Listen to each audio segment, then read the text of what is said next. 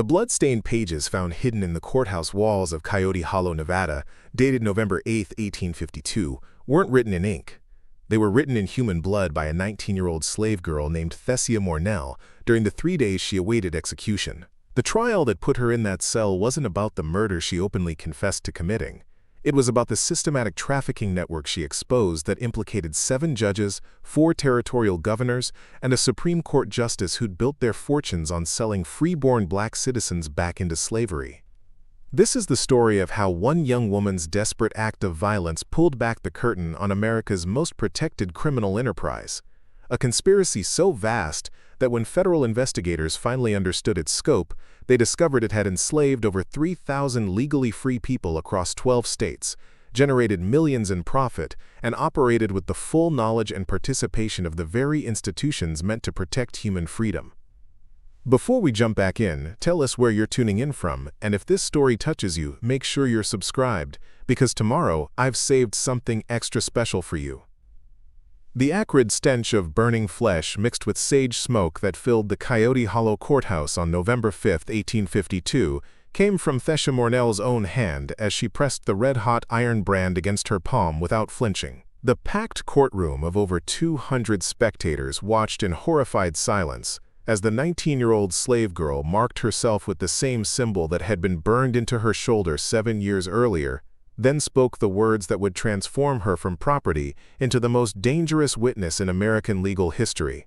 I am Thessia Mornel, and I was born free in Boston, Massachusetts, with papers to prove it, until Judge Elwayne Dreeland sold me into slavery to pay his gambling debts, and I have the documents to prove that too.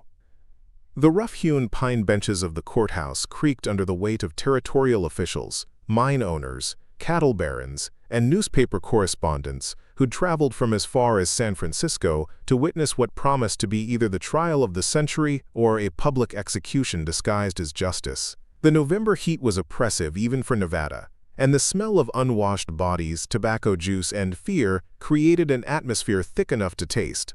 Outside, armed marshals formed a human barrier against the growing crowd of abolitionists, slave catchers, and curious locals who sensed that something unprecedented was about to unfold in their dusty mining town. Coyote Hollow itself was an unlikely setting for such momentous events. Founded just 4 years earlier during the Silver Rush of 1848, the town consisted of 3 dozen permanent buildings surrounded by hundreds of canvas tents and wooden shanties that housed the constant flow of prospectors, merchants, and opportunists, drawn to the promise of quick wealth. The courthouse, completed only 6 months before Thessia's trial, was the town's most substantial structure, built from imported lumber and featuring glass windows that had been hauled by wagon from California at considerable expense. But beneath Coyote Hollow's rough frontier exterior lay a sophisticated network of political and economic connections that stretched from the Nevada Territory to Washington, D.C. The town served as a crucial way station on what locals called the Silver Highway, a route that connected the California goldfields to the eastern markets and, more secretly, served as a transfer point for a different kind of human commodity that moved in the opposite direction. The woman at the center of this explosive trial stood just over 5 feet tall, with skin the color of burnished copper and eyes that witnesses would later describe as containing an unsettling mixture of intelligence and barely controlled rage. The brand on her shoulder, partially visible through the torn fabric of her rough cotton dress, marked her as the property of the Dreeland Mining Consortium, one of the most powerful business enterprises in the territory. But the fresh wound on her palm, still smoking from the courtroom branding, represented something else entirely, a declaration of war against the very concept of human ownership. What would you do if proving your innocence meant confessing to murder? Thessia's presence in that courtroom was itself a legal anomaly that had required 3 separate judicial orders to arrange. As property under territorial law, she had no right to speak in her own defense, no right to present evidence, and certainly no right to make accusations against free white citizens. Yet here she stood, granted temporary legal personhood by a controversial federal injunction that had arrived by telegraph just hours before the trial began, signed by a Supreme Court justice whose own involvement in the case would later become one of its most shocking revelations. The murder she had confessed to was not in dispute. On the night of October 15, 1852, Thessia had driven a silver-handled letter opener through the heart of Sylvain Maurice, a prominent cattle rancher and territorial legislator, in full view of 17 witnesses at the Golden Sage Saloon. She had made no attempt to flee, standing over his body as blood pooled across the imported Turkish carpet, calmly stating to the shocked onlookers that she had just freed 27 people whose names she would reveal at her trial. The prosecutor, Marcus Tharvin, was a Harvard-educated lawyer who'd come west for his health but stayed for the opportunities presented by territorial law's fluid boundaries. Standing 6 feet tall with prematurely silver hair that gave him an air of authority beyond his 32 years, Tharvin had built his reputation on never losing a capital case. His opening statement on that sweltering November morning was expected to be a mere formality before Thessia's inevitable conviction and execution. But Thessia had not spent 7 years in slavery without learning how to read situations and people with the precision of someone whose survival depended on it.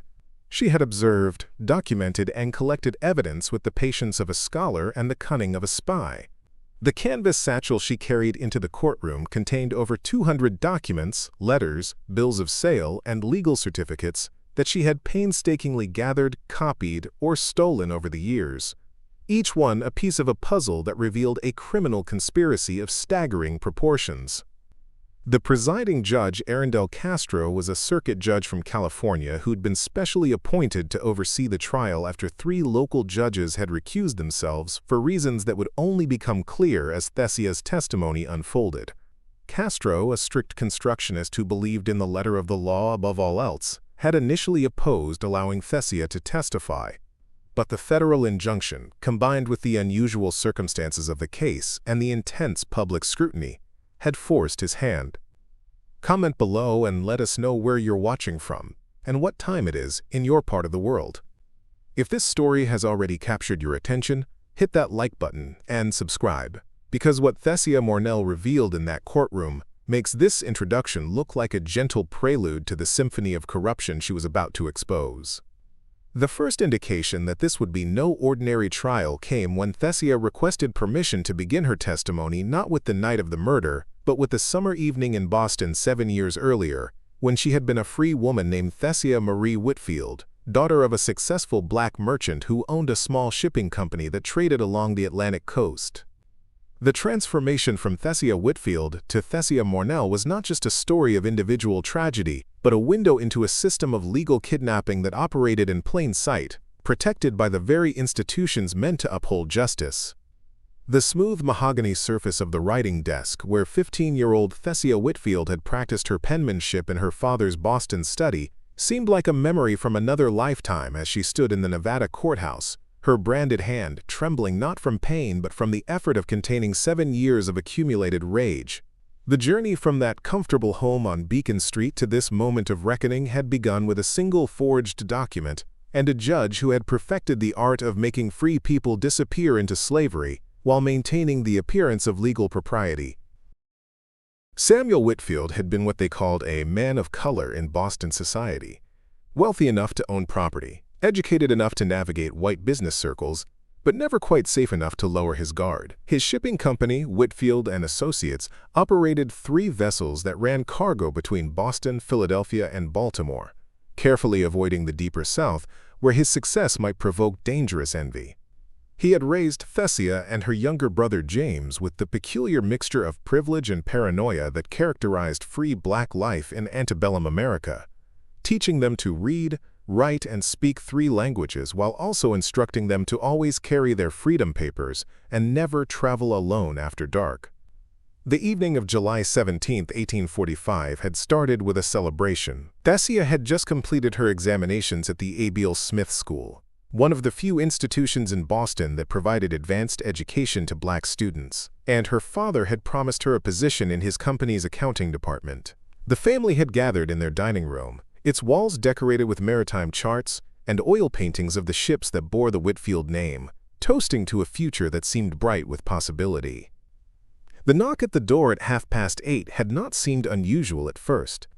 Business associates often called at odd hours, especially when ships arrived unexpectedly or urgent contracts needed signing. But the man who entered their home that night was no business associate. Judge Elwayne Drellin of the Massachusetts Superior Court had come with 6 armed marshals and a document that would shatter the Whitfield family's carefully constructed world. The paper Drellin presented claimed that Samuel Whitfield was actually an escaped slave named Solomon who had fled a Georgia plantation 23 years earlier. The document bore official seals, witness signatures, and enough legal language to seem authentic to anyone who didn't examine it too closely. Samuel's protests, his proof of birth in Boston, his tax records and business licenses were all dismissed as elaborate forgeries. Within an hour, the man who had built a successful business and raised 2 children in freedom was in chains, being loaded onto a wagon bound for the South. Preparing and narrating this story took us a lot of time, so if you are enjoying it, subscribe to our channel, it means a lot to us. Now back to the story. Authority corrupts when it serves those who purchase it. But Drellin's visit that night had not been about Samuel Whitfield at all. As Thessia would later learn through painstaking investigation, her father had simply been a test case, a demonstration of the judge's ability to make even prominent free black citizens vanish into slavery when properly motivated by financial incentives. The real target had always been the younger generation, the educated, accomplished children of successful free blacks who could fetch premium prices in certain markets. Thessia's own kidnapping had been more elaborate, requiring 3 months of legal maneuvering to create the paper trail that would transform her from Thessia Whitfield, freeborn citizen of Massachusetts, into Thessia Mornel, runaway slave from Virginia. The surname Mornel had been chosen specifically because it belonged to a plantation owner who had died without heirs 5 years earlier, making verification of the forged ownership documents nearly impossible. The drug they used to subdue her on October 2, 1845, had been mixed into the tea served at a charity function for the Boston Colored Women's Society. Thessia remembered the bitter aftertaste, the sudden dizziness, and then waking up in the back of a covered wagon, her wrists bound with rope that left scars she still carried 7 years later. The woman traveling with her, who claimed to be returning her to her rightful owners, was Nadira Quelith, a professional slave catcher who specialized in what the trade called quality retrievals. Nadira, as Thessia would discover, was part of an extensive network that operated across state lines, identifying free black citizens who could be profitably transformed into slaves through a combination of forged documents, drugging, and judicial corruption. She kept detailed records of her transactions in a leather-bound ledger that Thessia would eventually steal, providing damning evidence of hundreds of illegal enslavements conducted with the full cooperation of judges, marshals, and state officials. The 3-week journey from Boston to Nevada had been a carefully orchestrated series of transfers designed to break any potential trail that family members might follow. First, to New York, where Thessia was held in a warehouse that supposedly stored cotton but actually served as a holding facility for kidnapped free blacks. Then to Philadelphia, where Judge Fendrell Caro, another participant in the network, provided legal documentation supporting her status as property.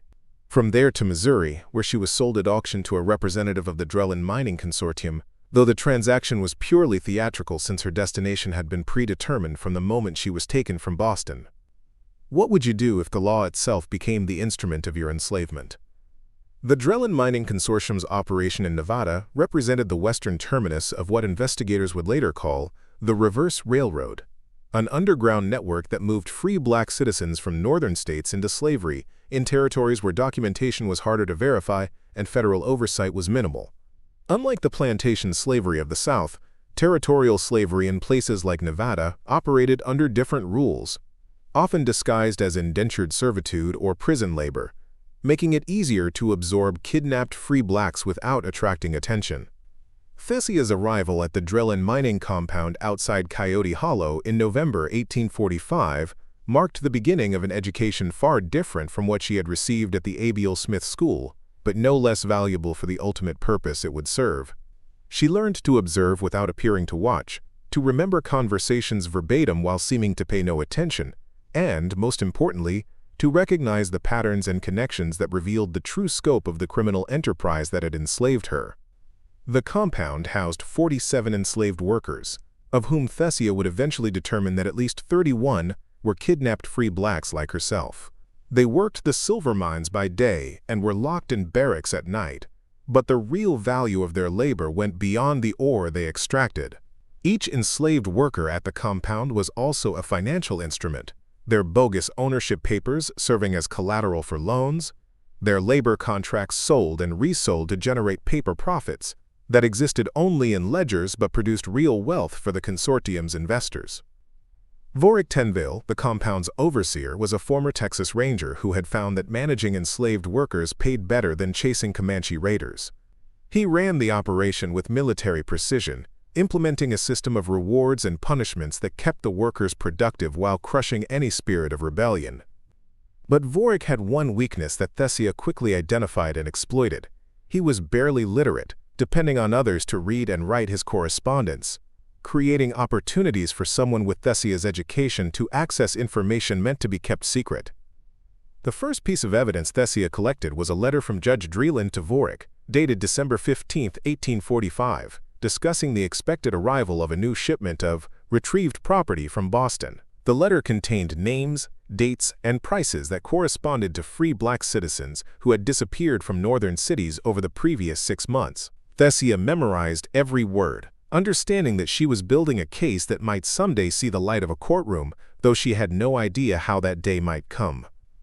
The systematic nature of the kidnapping network became clear to Thessia during the spring of 1846, when she was assigned to work in the compound's administrative office due to her literacy skills. The bitter taste of irony was not lost on her. The education her father had insisted upon, which was meant to elevate her in free society, now made her valuable enough to her captors that they granted her access to the very documents that revealed their crimes. Every ledger she balanced, every letter she transcribed, every contract she filed became part of her growing understanding of an operation that stretched from the Atlantic coast to the Pacific territories. The office was a single-room adobe structure with bars on the windows and a lock that could only be opened from the outside, but within its confines lay the bureaucratic heart of a criminal empire. Stacks of papers documented the movement of human beings with the same meticulous attention to detail that legitimate businesses applied to cattle or grain shipments. Bills of sale, transfer orders, medical inspections, productivity reports, all carefully filed and cross-referenced, creating a paper trail that the perpetrators believed would legitimize their crimes, but would ultimately become the evidence of their guilt. The coding system they used was sophisticated, but not impenetrable. Each kidnapped free black was assigned a number that corresponded to their point of origin, method of capture, and eventual destination. The prefix BOS indicated Boston origins, PHI meant Philadelphia, NYC designated New York City. The middle digits indicated the year and month of capture, while the suffix revealed which judge had provided the legal documentation to support the false enslavement. Thessia memorized the entire system within 3 weeks, creating a mental database that would later allow her to identify hundreds of victims from nothing more than a reference number in a ledger. The financial architecture of the operation was even more complex than the logistics of kidnapping and transportation. Each enslaved person generated multiple revenue streams for the network's participants. First came the initial retrieval fee paid to kidnappers like Nadira Quelith, typically ranging from $50 to $200 depending on the victim's age, skills, and physical condition. Then came the, quote, documentation fee paid to corrupt judges for providing legal cover, usually 10% of the anticipated sale price. Transportation costs were offset by forcing the victims to work during their journey south or west, generating additional profit from their labor before they even reached their final destination. Knowledge becomes revenge when carefully compiled. But the real profits came from what they called enhancement operations. Educated slaves like Thessia were particularly valuable because they could be trained for specialized work that commanded premium prices. A kidnapped accountant might be sold as a bookkeeper to a plantation owner who wanted to avoid employing free workers who might report illegal activities. A trained seamstress could be marketed to territorial hotels that needed skilled workers but didn't want to pay free labor wages. The network had identified and exploited every possible niche where enslaved skilled labor could generate extraordinary profits. The man who managed these enhancement operations from the Nevada side was Arendor Valtrek, a former bank executive who had fled St. Louis after an embezzlement scandal but had found new purpose in human trafficking. His office, located in Coyote Hollow's most prestigious building, maintained the appearance of a legitimate investment firm called Valtrek & Associates, complete with mahogany furniture, oil paintings, and a secretary who had no idea that the investment portfolios her employer managed consisted of human beings. Thessia's first direct interaction with Valtrek came in March 1847 when she was brought to his office to help prepare documents for what he called a, quote, major transaction. The transaction, she discovered, involved the sale of 17 kidnapped free blacks to a railroad construction company that was building tracks through the Sierra Nevada mountains. The workers had been told they were being hired as paid laborers, only to discover upon arrival that they had somehow become property, their freedom papers mysteriously replaced with ownership documents that bore official seals and judicial signatures. The railroad company, Thessia learned, was fully aware of the true nature of their workforce acquisition, but participated willingly because enslaved labor reduced construction costs by nearly 70%. The savings were passed on to investors in the form of higher dividends, creating a financial incentive for wealthy Americans to support the network even if they never directly participated in kidnapping or enslavement. The complicity extended through every level of American capitalism, from Wall Street investment houses to local banks that provided loans secured by human collateral. The evidence Thessia gathered during her 2 years working in various administrative capacities throughout the network revealed a secondary market in what they called breeding enhancement. Young women who had been kidnapped were sometimes forced to bear children who would be born into slavery, creating a new generation of victims who had no documentation of free birth to complicate their enslavement. These children were particularly valuable because they could be raised and trained from infancy for specific roles, creating a perverted form of vocational education that served the network's needs. Lunara Feldren, a young woman from Philadelphia who had been kidnapped 2 years before Thessia, had given birth to 3 children during her enslavement, all of whom had been sold to different owners across 3 territories. When Thessia met her in 1848, Lunara was preparing documentation for the sale of her 4th child, still unborn, to a buyer in California who had placed an advance order for a healthy infant. The bill of sale, which Thessia copied in secret, listed the unborn child as future inventory, with a delivery date 9 months hence, reducing human reproduction to a manufacturing schedule. The network's expansion into new territories followed the westward growth of American settlement with remarkable efficiency. As each new territory opened for development, advance teams would establish the infrastructure necessary for processing kidnapped free blacks. Corrupt judges would be appointed, holding facilities would be constructed, and relationships with local law enforcement would be cultivated through bribes and political favors. By 1850, the network operated in 12 states and 7 territories, with plans for further expansion into Oregon and Washington. What would you do if freedom itself became a commodity to be stolen and sold? The California gold rush had created particularly lucrative opportunities for the network. The demand for labor in the goldfields was insatiable, and the chaotic nature of mining camp society made it easy to introduce enslaved workers without attracting attention. Free blacks who came to California seeking fortune in the goldfields often found themselves arrested on fabricated charges, then sold to mining operations as convict labor. The scheme was so successful that some mining companies placed standing orders for workers, specifying age, physical condition, and skills like advanced mathematics or engineering that would be useful in planning mining operations. The role of the legal system in facilitating these crimes cannot be overstated. Judges like Elwayne Drayland didn't simply provide forged documentation. They created entire legal frameworks that made challenging false enslavement nearly impossible. They passed territorial laws that required black people to prove their freedom rather than requiring accusers to prove enslavement. They established legal procedures that made it prohibitively expensive for kidnapping victims to challenge their status in court. They appointed prosecutors and marshals who would enforce these corrupted laws with enthusiasm, knowing that their own careers depended on maintaining the system. By 1851, Thessia had compiled evidence documenting over 3,000 cases of illegal enslavement, complete with names, dates, locations, and the identities of all major participants in the network.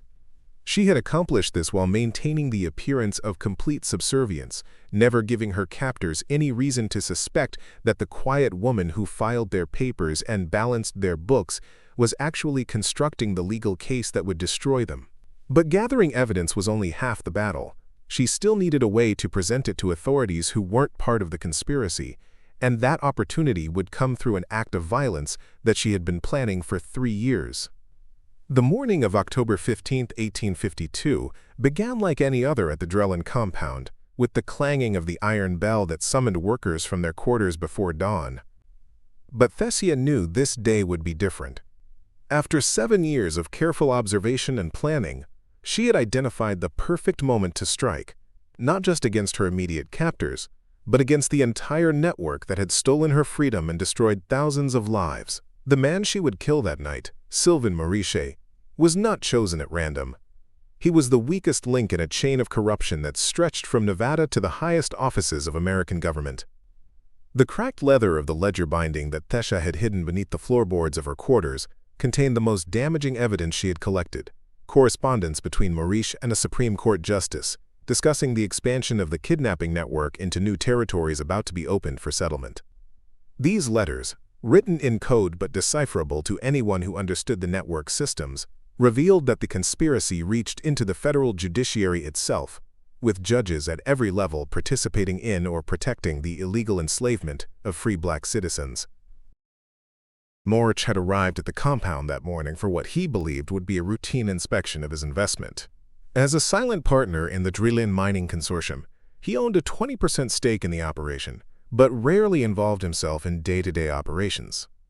His wealth came from cattle ranching, but his profits from human trafficking had allowed him to expand his holdings throughout Nevada and California.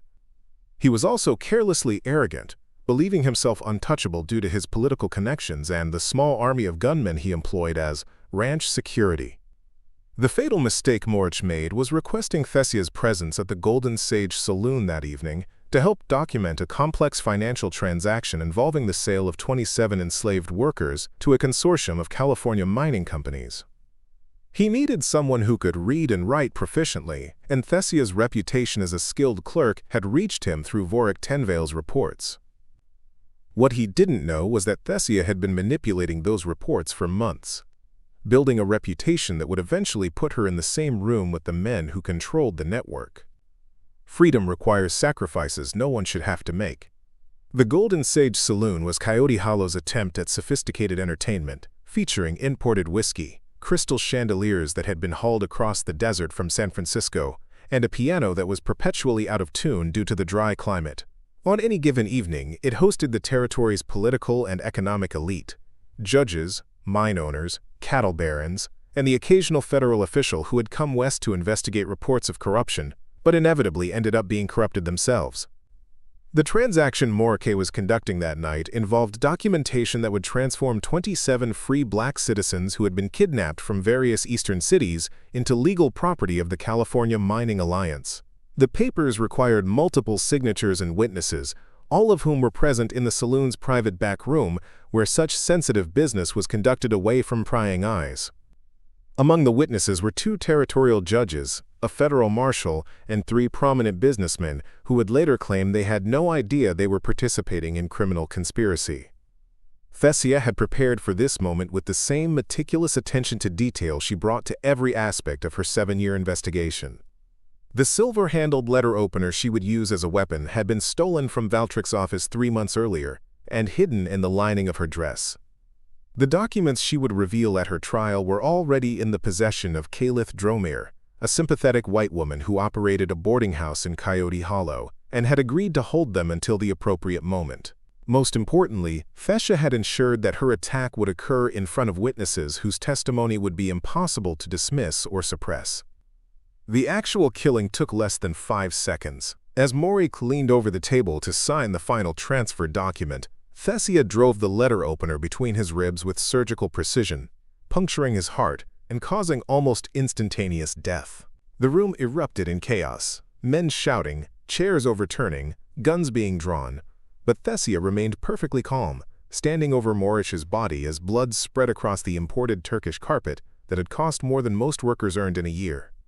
"I am Thessia Mornel," she announced to the stunned room, though this was not yet her dramatic courthouse revelation about her true identity. "I have just killed Sylvain Morch for his crimes against humanity, and I freely confess to this act. I demand to be tried in a federal court, where I will present evidence that will expose every man in this room as a participant in the systematic enslavement of free American citizens." The federal marshal, a man named Garrett Hindley, who would later be revealed as one of the network's most profitable collaborators, immediately moved to shoot Thessia where she stood. But he was stopped by Arundel Castro, the circuit judge from California, who happened to be in Coyote Hollow on unrelated business, and had been invited to witness what he thought would be a legitimate business transaction. Castro, whatever his other faults, believed in the rule of law and insisted that Thessia be arrested and tried properly rather than subjected to frontier justice. The next 3 weeks were the most dangerous of Thessia's life. The network's leaders understood that she possessed information that could destroy them, and multiple attempts were made to either kill her in custody or force her to commit suicide. She was denied food for days at a time, given water contaminated with various substances intended to cause illness or madness, and subjected to psychological torture designed to break her resolve. But Thessia had survived 7 years of slavery by developing an iron will that no amount of pressure could break. The intervention that saved her life came from an unexpected source. A telegram arrived from Washington on October 30th, signed by Supreme Court Justice Benjamin Curtis, ordering that Thessia be granted federal protection and the right to present evidence in her own defense. Curtis, one of the few justices not implicated in the conspiracy, had been alerted to the case by abolitionists who had received word of Thessia's arrest through a complex network of sympathizers that stretched from Nevada to the nation's capital. What would you do if justice required you to become a murderer? The legal maneuvering that followed was unprecedented in American jurisprudence. Thessia's status as property meant she technically had no legal standing to present evidence or testify in court. But her confession to murder created a paradox. If she was property, she couldn't be held responsible for murder any more than a gun could be prosecuted for shooting someone. If she could be tried for murder, then she must be recognized as a person with the capacity for legal responsibility, which would give her the right to present a defense. The solution came in the form of a temporary federal injunction that granted Thessia provisional personhood for the duration of her trial. This legal fiction, created specifically for her case, would later become a precedent that helped undermine the entire legal framework of slavery. But at the time, it simply meant that Thessia would have her day in court, with the right to present the evidence she had spent 7 years collecting. The prosecution, led by Marcus Tharvin, initially believed the case would be simple. Thessia had confessed to murder in front of 17 witnesses, the weapon was recovered at the scene with her fingerprints on it, and there was no question of her guilt. Tharvin prepared a case that would take less than a day to present, confident that the jury would convict quickly and Thessia would hang within the week. He had no idea that Thessia intended to put the entire American legal system on trial. The documents that Caliph Dromaire delivered to the courthouse on the morning of November 5, 1852, filled 3 wooden crates that required 2 men to carry. As they were brought into the courtroom, several prominent citizens who had come to watch what they expected to be a simple murder trial began to shift nervously in their seats, recognizing their own handwriting on papers that were never meant to see daylight. The systematic nature of the conspiracy Thessia was about to expose would transform her trial from a local sensation into a national crisis that would reach the halls of Congress and force Americans to confront the horrifying reality that slavery was not confined to the South, but had infected every aspect of the nation's economic and legal systems. Marcus Tharvin's opening statement, delivered with his characteristic Harvard-educated eloquence, lasted exactly 12 minutes and focused solely on the physical facts of the murder. He described how Thessia had gained access to the private room through her position as a clerk, how she had concealed the weapon, and how she had struck without warning or provocation. He presented the testimony of 17 witnesses who had seen her commit the crime and heard her confession. In any normal trial, this would have been more than sufficient for conviction. But this was not a normal trial, and Thessia's response would redefine what constituted justifiable homicide in American law. When Thessia was finally permitted to speak in her own defense, she began not with the night of the murder, but with a simple question that would haunt everyone present. How many of you have purchased goods from stores that you knew sold products made with stolen labor? The question seemed irrelevant to her case, but as she began presenting her evidence, the connection became horrifyingly clear. The entire economy of Coyote Hollow, and indeed much of the American West, was built on the profits generated by illegal enslavement. The first ledger she presented documented $847,000 in loans issued by the Bank of Coyote Hollow between 1848 and 1852, all secured by human collateral enslaved people whose ownership documents were held in the bank's vault as surely as gold or silver certificates.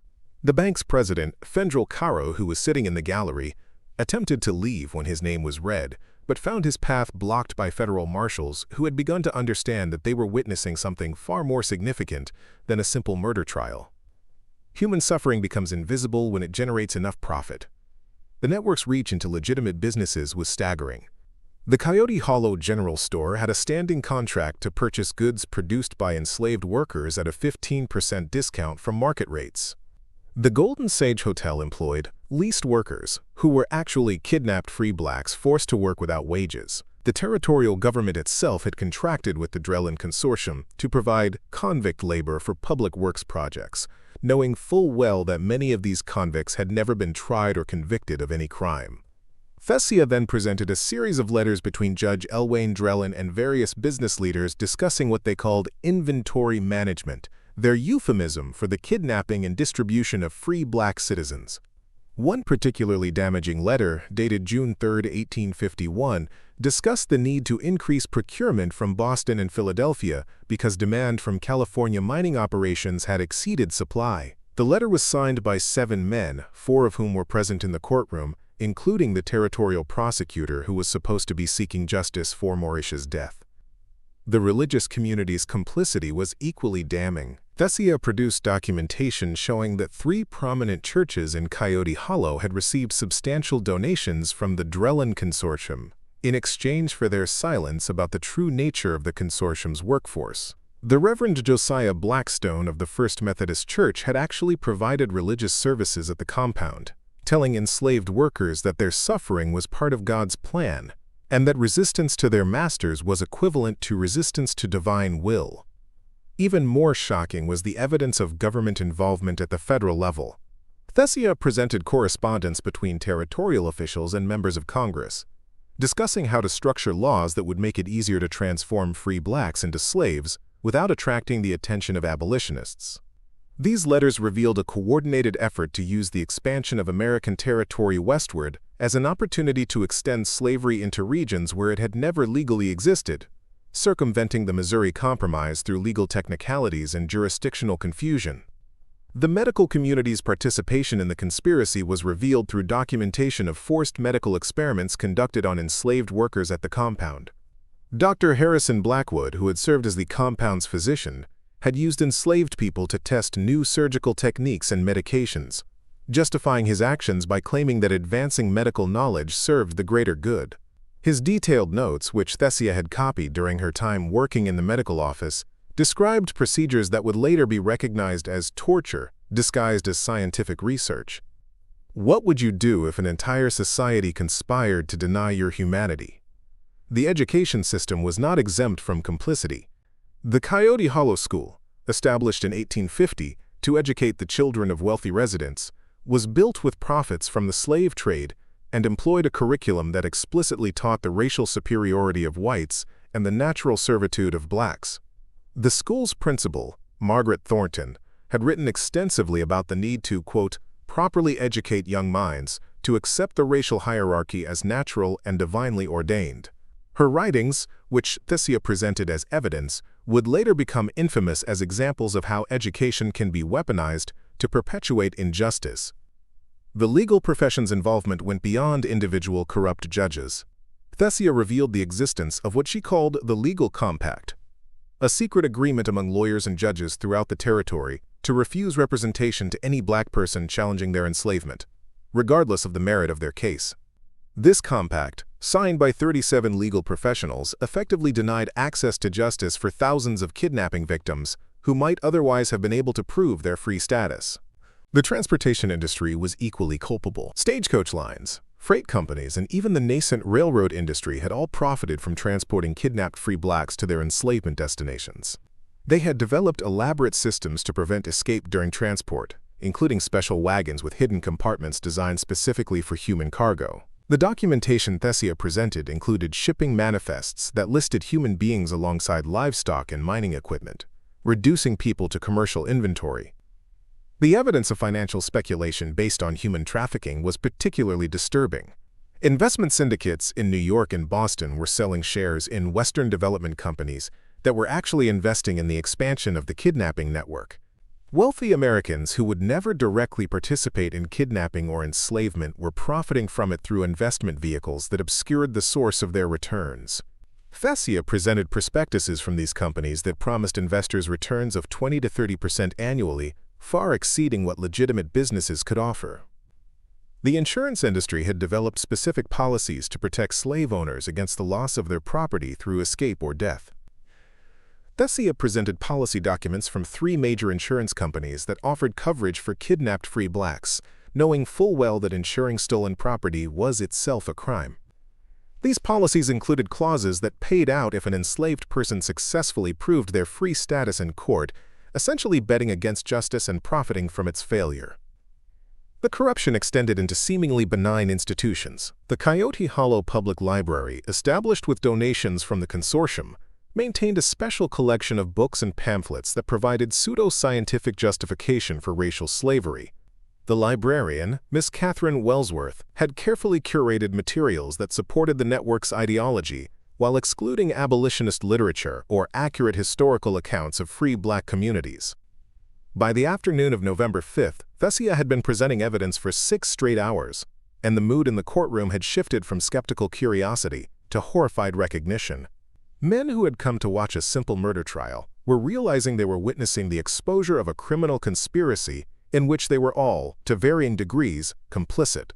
The territorial attorney general, who had arrived expecting to oversee a routine execution, found his own signature on documents authorizing the use of enslaved labor for public projects. The impact of Thessia's testimony rippled beyond the courtroom.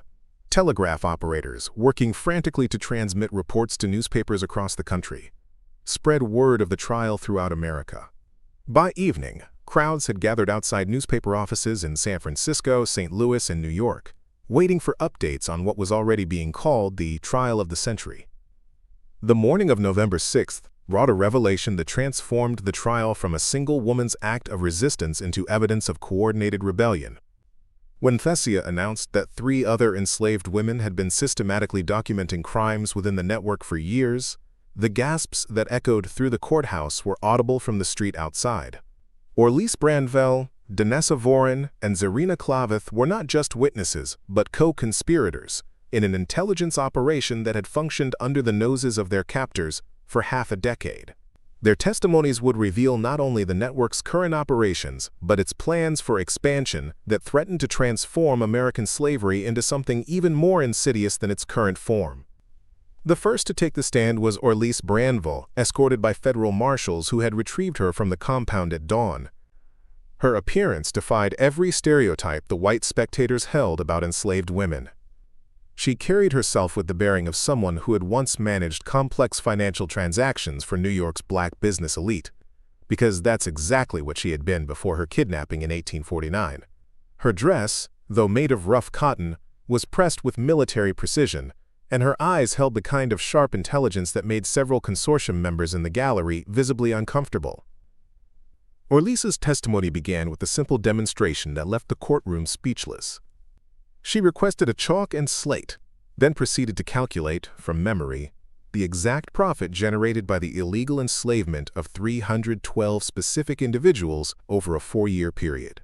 The figure she arrived at, $1,847,293, was broken down by victim, by year, and by the specific consortium member who had profited from each transaction.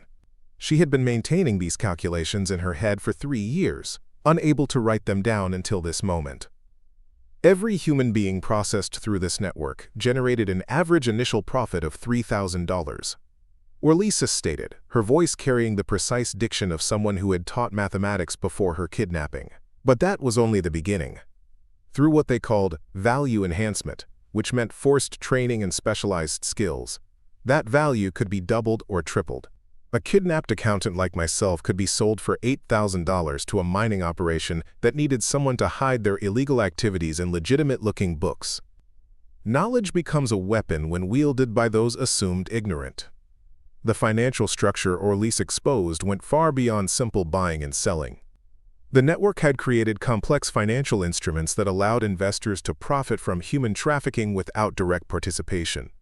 She described human capital bonds that were sold in Eastern financial markets, supposedly investing in Western labor development, but actually funding the expansion of kidnapping operations. These bonds paid returns of 20 to 30% annually, far exceeding legitimate investments, attracting capital from wealthy Americans who chose not to ask too many questions about the source of such extraordinary profits. They created a futures market in human beings, Orlise explained, producing documents she had memorized and recently transcribed. Investors could purchase contracts for the future delivery of enslaved workers with specific skills. A railroad company planning expansion could order 20 skilled engineers to be delivered over 2 years, with penalties if the product didn't meet specifications. They were trading in human futures the same way they traded in grain or cotton. The insurance aspect of the operation was particularly grotesque. Orlise presented evidence of policies that paid out if an enslaved person died, escaped, or was legally freed. The premium calculations, which she had been forced to compute, included variables for age, health, skills, and likelihood of resistance. Young women of childbearing age carried higher premiums because their potential for producing additional inventory made them more valuable. These policies were underwritten by major insurance companies in New York and Philadelphia, with the documentation carefully worded to obscure the fact that they were insuring stolen human beings. Thessia Mornel took the stand next, and her testimony shifted focus from the financial to the psychological mechanisms of control. A former teacher at Boston's Abiel Smith School, the same institution where Thessia had studied, Thessia had been kidnapped in 1850 after speaking at an abolitionist meeting. Her captors had specifically targeted her because of her education and her ability to influence others, seeing her as both a threat and an opportunity. "They made me into a weapon against my own people," Thessia said, her voice carrying a grief that 3 years of freedom could never fully heal.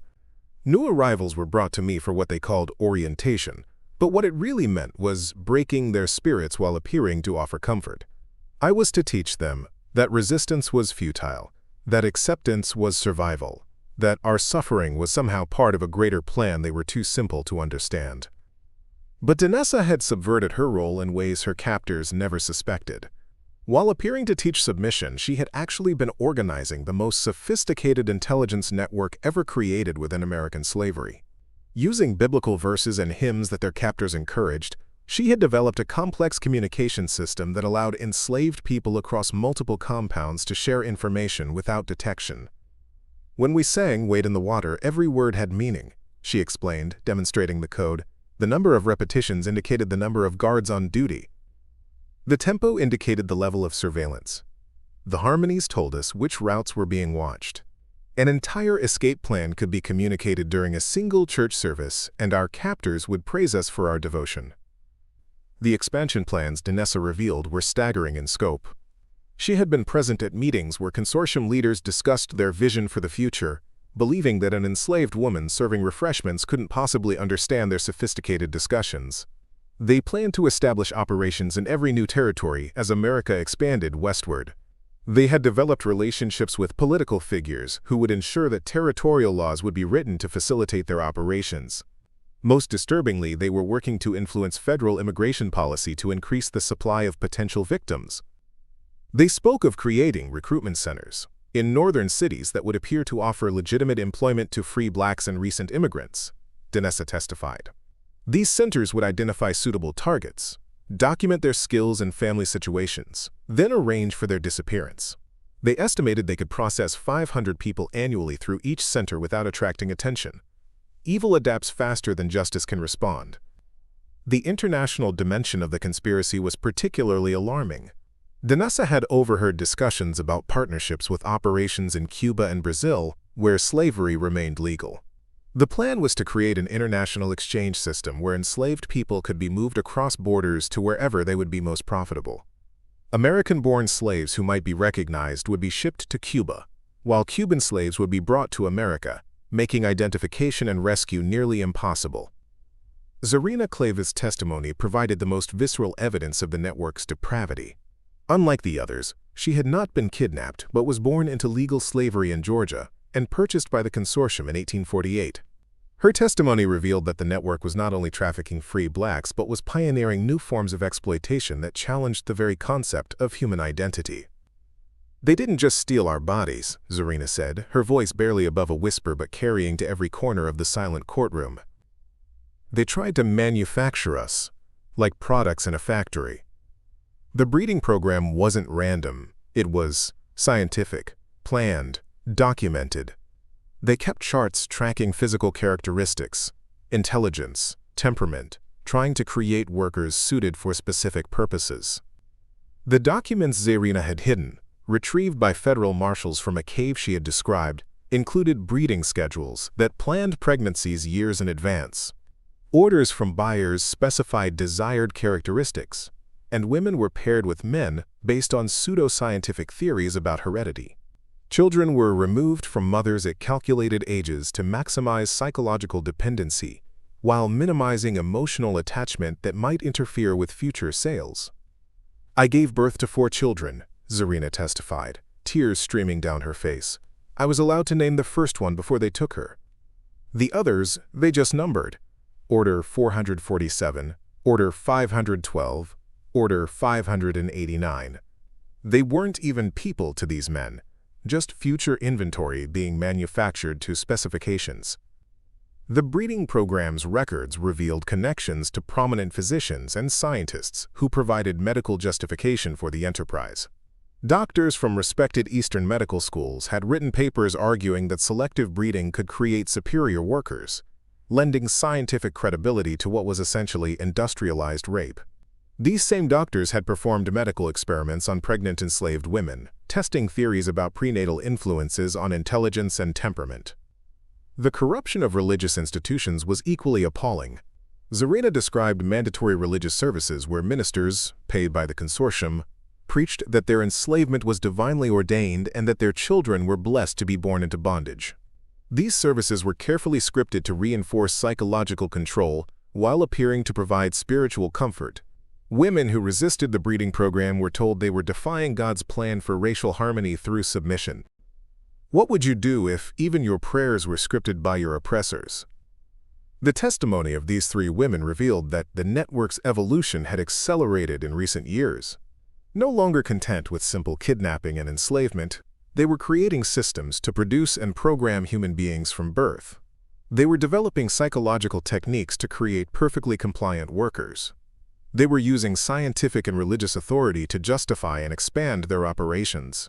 Most terrifyingly, they were succeeding in normalizing these practices among America's economic and political elite. The compound's educational program, which Thessia had been forced to administer, was designed to create a generation of enslaved people who would not only accept but advocate for their own bondage. Children were taught that freedom was dangerous, that white authority was divine, that their highest purpose was to serve. The curriculum included carefully edited history that erased all examples of successful black resistance or achievement, creating a worldview where enslavement seemed natural and inevitable. By the afternoon of November 6th, the cumulative effect of the women's testimony had transformed the atmosphere in the courtroom. What had begun as curiosity about a sensational murder had become horror at the systematic nature of American complicity in human trafficking. Several prominent citizens had quietly left the gallery, understanding that their own names would soon surface in testimony. Federal marshals stationed at the exits took note of every departure, adding names to the list of those requiring investigation. Judge Castro, struggling to maintain judicial composure, called for a recess after Zarina's testimony about numbered children. When court resumed, he announced that federal protection would be extended to all witnesses and that any attempt to harm or intimidate them would be prosecuted as federal crimes.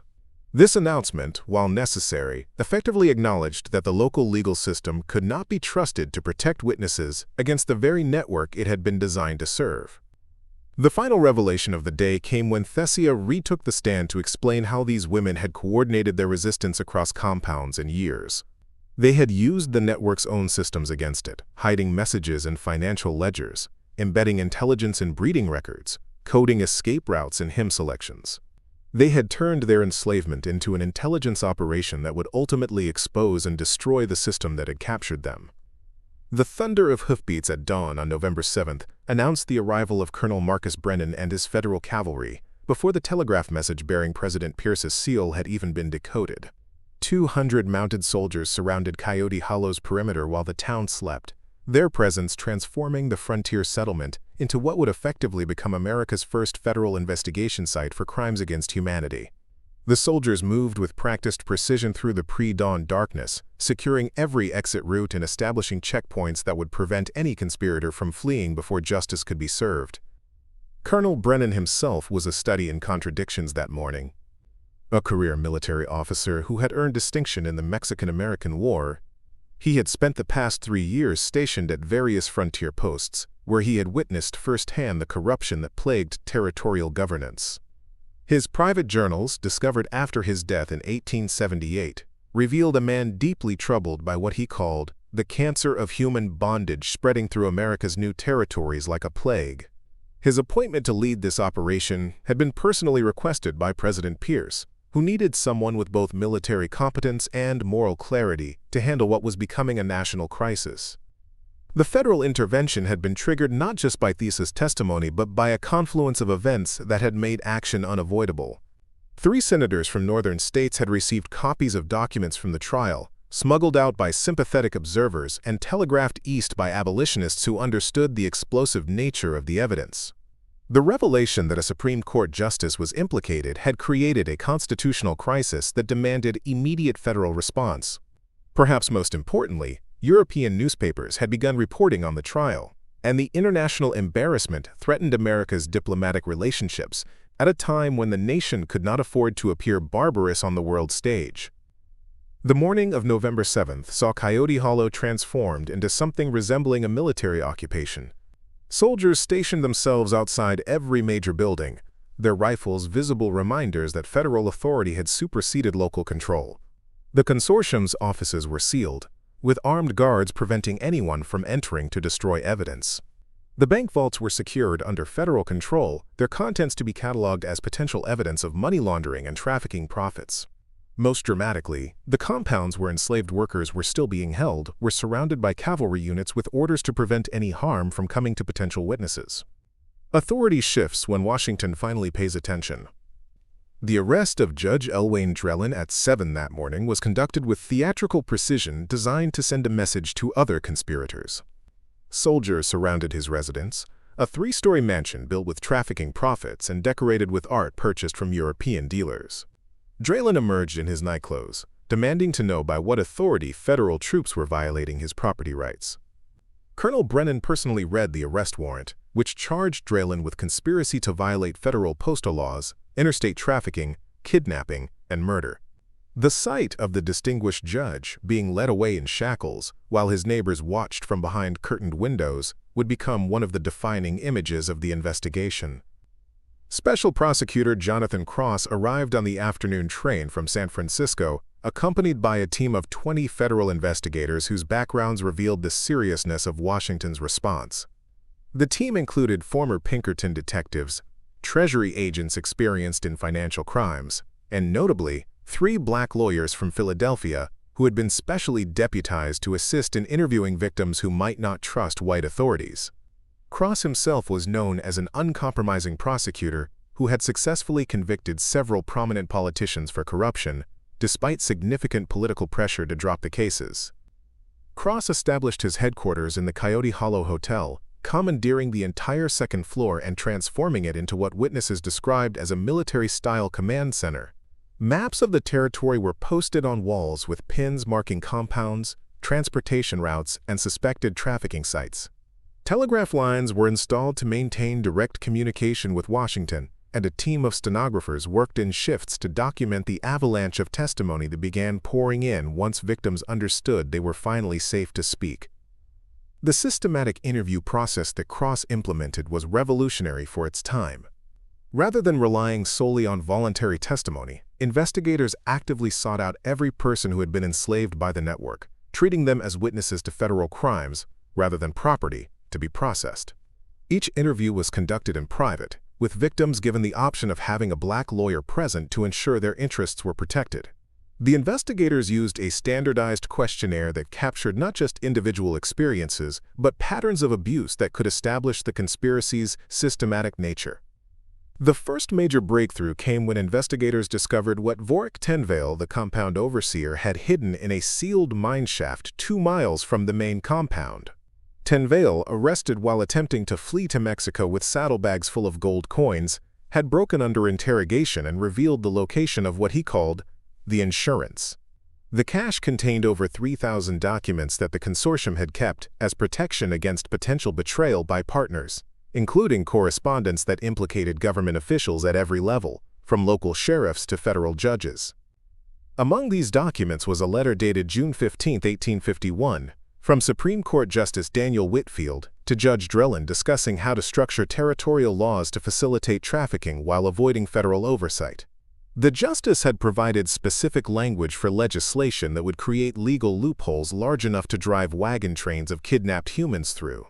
Another letter from Senator Harrison Clay of Kentucky outlined a plan to use congressional appropriations for territorial development to fund trafficking operations, with the money laundered through legitimate construction projects. What would you do if your own government was the criminal? The financial investigation revealed a network of corruption that reached into America's most prestigious institutions. Cross's team discovered that the Bank of New York had established a special division specifically to handle accounts related to Western territorial development, knowing that much of this development was being built with illegally enslaved labor.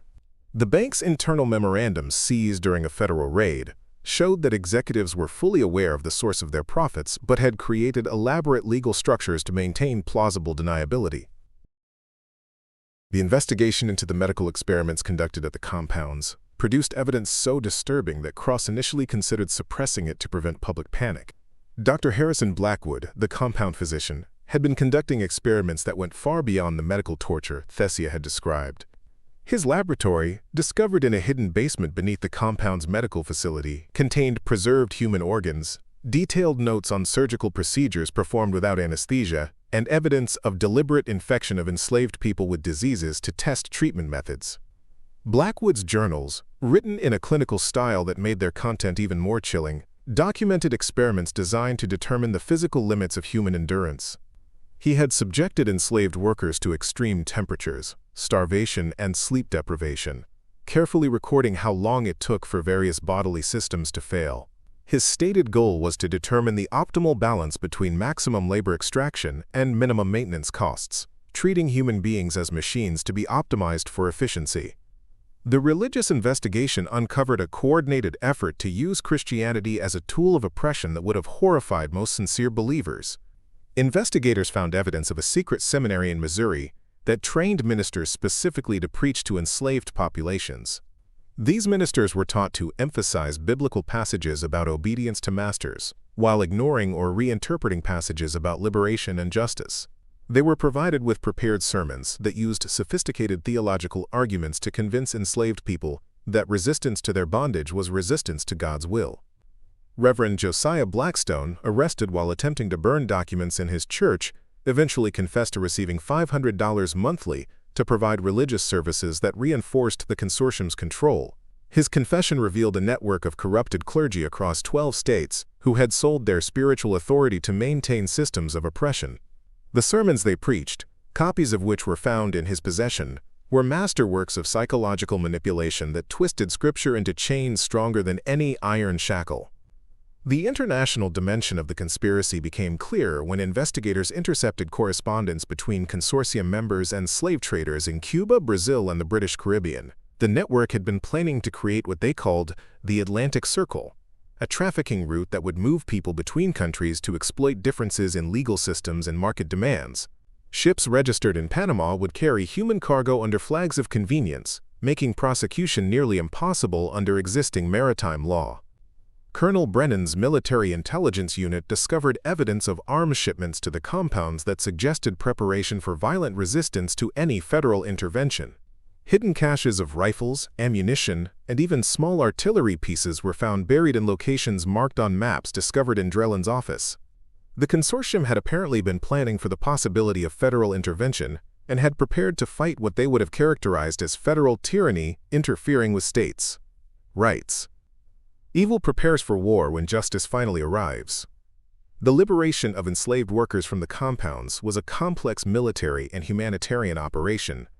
Many victims had been so traumatized and indoctrinated that they initially resisted rescue, believing that the federal troops had come to kill them. Others were so malnourished and ill that they required immediate medical attention that the small frontier town was not equipped to provide. Colonel Brennan had to request additional medical personnel from San Francisco and established field hospitals to treat the most severe cases. The demographic analysis of the liberated victims revealed the true scope of the network's operations. Of the 847 people found in Nevada compounds, investigators determined that 623 were kidnapped free blacks, 187 were legally purchased slaves who had been illegally transported across state lines, and 37 were recent immigrants who had been enslaved through debt bondage schemes. The age range was from infants born in captivity to elderly people who had been enslaved for decades.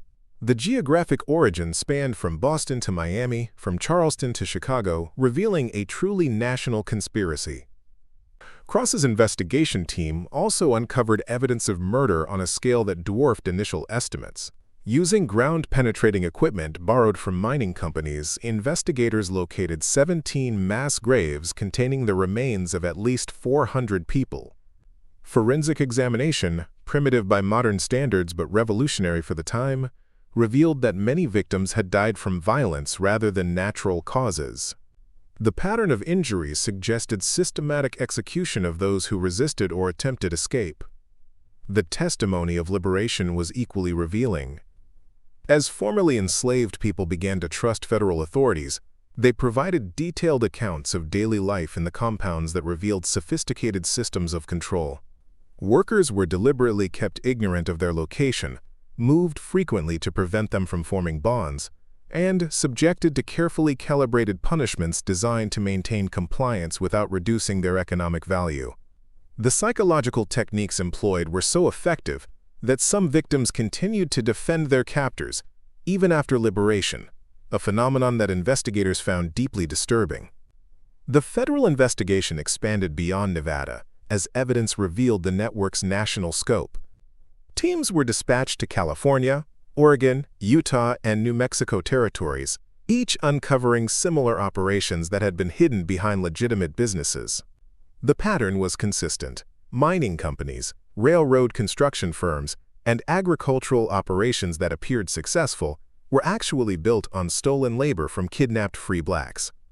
By November 10th, the investigation had generated enough evidence to support federal prosecutions that would continue for years. The courthouse in Coyote Hollow had become a processing center for documents that would eventually fill 47 volumes of evidence. Telegraph lines burned with constant communication between field investigators and Washington, where political leaders were beginning to understand that this scandal could not be contained or ignored. The presence of federal troops also prevented the vigilante justice that might otherwise have erupted. Several attempts to lynch arrested conspirators were stopped by soldiers, and Cross made it clear that anyone who interfered with federal justice would be prosecuted. This protection extended to the conspirators themselves, who Cross insisted must receive fair trials despite the heinous nature of their crimes. His commitment to legal process, even for those who had violated every principle of law and humanity, established precedents that would influence American jurisprudence for generations. The investigation's impact rippled far beyond the immediate prosecutions. Stock markets in New York and Philadelphia saw significant drops as investors realized their portfolios might be contaminated with profits from human trafficking. Several major banks faced runs as depositors demanded their money back, not wanting their funds mixed with blood money. The economic disruption was so severe that Treasury Secretary James Guthrie had to issue emergency statements to prevent a complete financial collapse. The verdict delivered at 3 o'clock on the afternoon of November 15, 1852, represented more than Thessia Mornel's acquittal for murder. It was an indictment of American society itself. Judge Arundel Castro's voice cracked as he read the decision, acknowledging that the court system had been so corrupted that violence had become the only avenue for justice. The jury had deliberated for less than 2 hours before returning their unanimous verdict, not guilty by reason of justifiable homicide. But as the courtroom erupted in chaos, with abolitionists cheering and consortium sympathizers shouting threats, Thessia remained perfectly still, her expression unreadable as she absorbed a freedom that felt more like exile than liberation. The immediate aftermath of the verdict was carefully orchestrated by federal authorities who understood that Thessia's life remained in danger. Colonel Brennan assigned a detail of 6 soldiers to escort her from the courthouse to the secured boarding house where federal witnesses were being protected. The crowd outside had grown to over 1,000 people, with tensions running so high that Brennan had positioned sharpshooters on surrounding rooftops to prevent violence. As Thessia emerged from the courthouse, she paused on the steps, looking out at the sea of faces that regarded her variously as hero, villain, or symbol of something they couldn't quite comprehend. 5 days later, on November 20th, Caliph Dromer, the boarding house owner who had hidden Thessia's evidence, discovered that her most famous guest had vanished. The room was immaculate, the bed made with military precision, and the few possessions Thessia had accumulated during the trial were neatly arranged on the dresser. The only sign of her departure was the stack of blood-written pages placed precisely in the center of the bed, weighted down with the silver-handled letter opener she had used to kill Sylvain Maurice. The federal guards stationed outside swore that no one had left the building during their watch, yet Thessia Mornel had simply ceased to exist. The pages she left behind would become one of American history's most studied documents. Written in her own blood while she awaited what she had believed would be her execution, they contained not just evidence of crimes but philosophical reflections on the nature of justice in a fundamentally unjust society. Her meditations on whether evil systems could be reformed or must be destroyed would influence revolutionary thinkers for generations. One passage in particular would be quoted by abolitionists, civil rights leaders, and resistance movements worldwide. When law becomes the instrument of oppression, violence becomes the language of justice, spoken by those whom the law has rendered voiceless. Some disappearances are more powerful than any presence. The federal prosecutions that followed Thessia's acquittal and disappearance resulted in the largest criminal justice operation in American history to that date. Special Prosecutor Jonathan Cross, working with expanded authority from President Pierce, issued 347 federal indictments over the following 6 months. The trials were held in San Francisco, away from the corrupted territorial courts, with federal judges brought in from eastern circuits to ensure impartiality. The proceedings would continue for 3 years, generating over 100,000 pages of testimony and evidence that documented the systematic enslavement of free Americans. The most sensational trial was that of Judge Elwayne Drellin, whose prosecution became a national spectacle. Drellin attempted to claim that his actions were legal under territorial law, arguing that federal authority had no jurisdiction over what he characterized as legitimate business transactions. His defense team, the most expensive legal assembly money could buy, argued that the documentation of enslavement was technically proper under existing statutes, even if the initial kidnappings were illegal. This argument, which essentially claimed that proper paperwork could legitimize any crime, was rejected by the federal court, but the fact that it was seriously presented revealed the depths of legal corruption the system had reached. Drillin's conviction on 47 counts of kidnapping, conspiracy, and murder resulted in a death sentence that was commuted to life imprisonment by President Pierce, who feared that executing such a prominent figure would trigger political violence. Drellin would die in federal prison in 1858, but not before writing a memoir that attempted to justify his actions as pioneering business practices that were simply ahead of their time. The memoir was suppressed by federal authorities, but copies circulated underground, becoming a handbook for those who would continue similar practices in different forms. The financial settlements that emerged from the prosecutions were complex and ultimately unsatisfying. The federal government seized assets worth over $8 million from convicted conspirators, but determining how to distribute these funds to victims proved nearly impossible. Many of the kidnapped free blacks had no surviving family to claim restitution. Others had been so traumatized that they were unable to navigate the legal system to claim compensation. In the end, most of the seized assets went to the federal treasury, with only a small fraction reaching actual victims of the conspiracy. The liberated victims faced challenges that freedom alone could not solve. Of the 847 people freed from Nevada compounds, only about 400 were successfully reintegrated into free communities. The others faced various fates. Some disappeared into the frontier, preferring anonymity to the notoriety of being known trafficking victims. Others required permanent institutional care for physical and psychological damage that could never be fully healed. Still others, in the cruel irony that marked so much of this history, found themselves re-enslaved through legal technicalities or new schemes that emerged to exploit their vulnerability. The three women who had testified alongside Thessia faced their own struggles with freedom. Orlise Branville attempted to rebuild her life as a bookkeeper in San Francisco's black business community, but her reputation as the woman who had exposed the conspiracy made her both celebrated and targeted. She received constant death threats from consortium sympathizers and was forced to move frequently for her safety. On March 15, 1867, she was found dead in her Oakland apartment, the victim of what authorities called a robbery but which many believed was an assassination. Her investigative files, which she had continued to maintain to track ongoing trafficking operations, were never found. What would you do if freedom meant living forever as a target? Danessa Voren chose a different path, establishing a school for formerly enslaved people in Sacramento that operated until 1891. She developed educational techniques specifically designed to help trafficking victims reclaim their identities and overcome the psychological programming they had endured. Her methods, documented in a manual she published in 1878, would influence educational approaches for trauma victims well into the 20th century.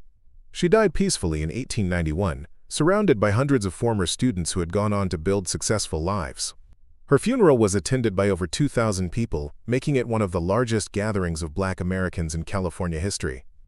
Zarina Claveth vanished 3 months after the trial, but her disappearance was more clearly documented than Thessia's.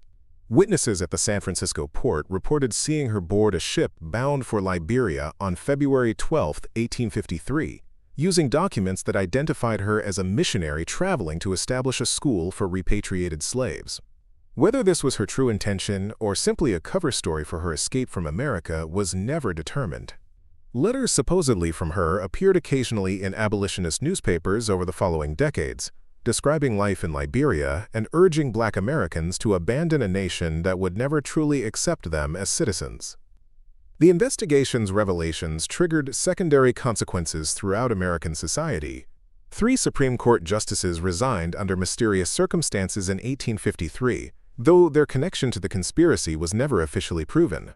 17 federal judges were quietly removed from their positions through various means, from forced retirement to reassignment to territories where they could do less damage. The political fallout contributed to the collapse of the Whig Party and the rise of the Republican Party, which would use opposition to slavery expansion as its founding principle. The network itself, wounded but not destroyed, adapted to the new reality with disturbing efficiency. Within 2 years of the trials, investigators found evidence of similar operations emerging in different forms. Instead of outright kidnapping, operators began using debt bondage schemes that technically complied with law while achieving the same results. Instead of claiming ownership of people, they claimed ownership of labor contracts that could be bought, sold, and inherited.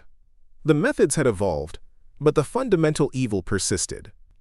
Evidence of Thessia's fate emerged sporadically over the following decades, each citing unverified but tantalizingly plausible. In 1855, a woman matching her description was reportedly seen leading a raid on a slave detention facility in Kansas, freeing 17 people before disappearing into the night.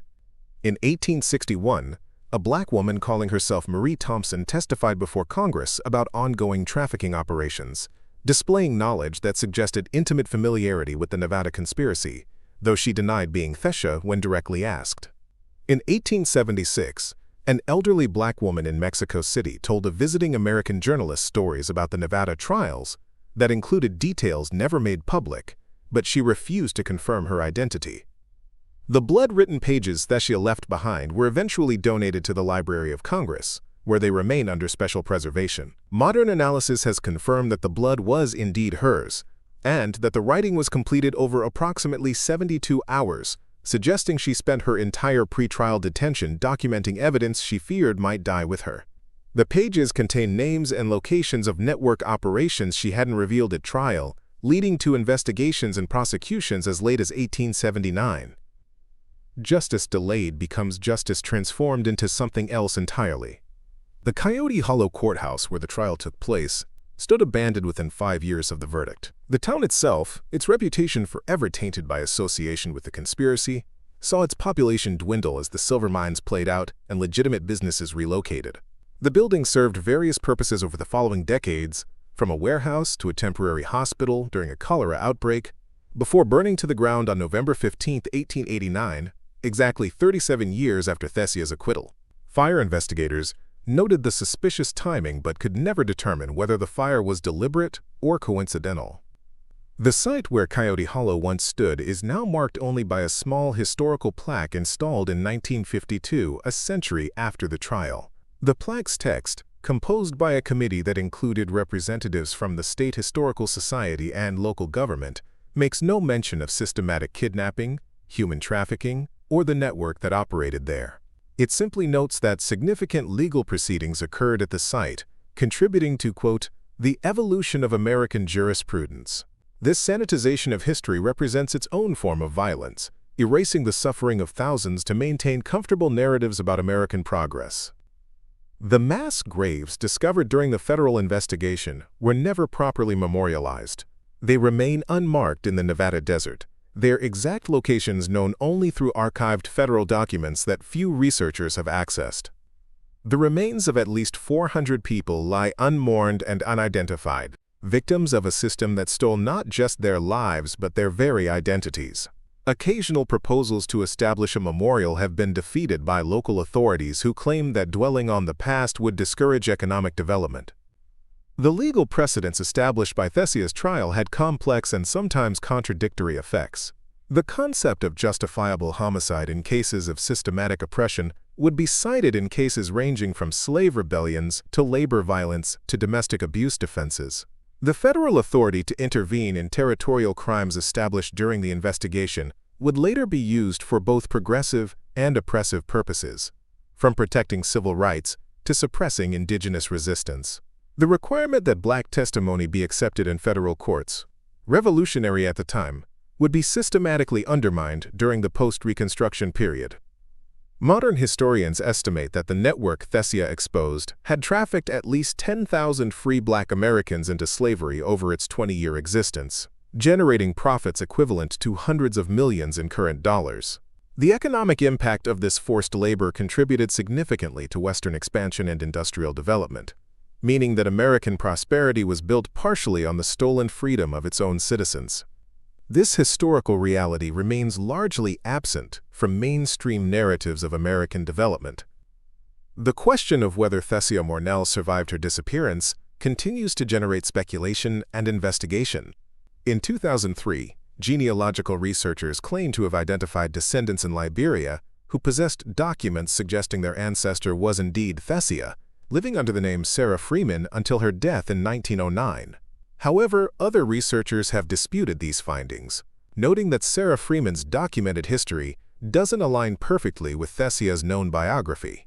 The uncertainty seems fitting for a woman who spent 7 years documenting truth that society refused to acknowledge.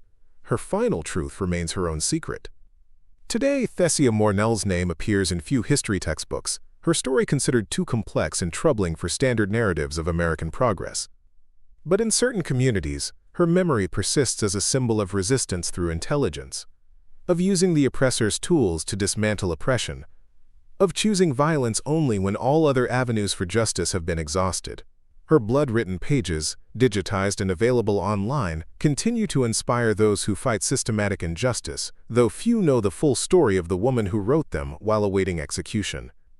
The network she exposed was wounded but never fully destroyed. Its methods evolved, its practitioners adapted, and its fundamental evil persisted in new forms. The question her trial raised about the relationship between law and justice remains unanswered. The blood on the pages has long since faded to brown, but the words remain legible, asking questions that America still struggles to answer. What is justice when the law itself is criminal? What is freedom when every institution conspires to deny it? What is humanity when human beings become commerce? We've only scratched the surface of America's buried histories. The next case is even darker. Subscribe before it drops. Up next, you've got 2 more standout stories right on your screen. If this one hit the mark, you won't want to pass these up.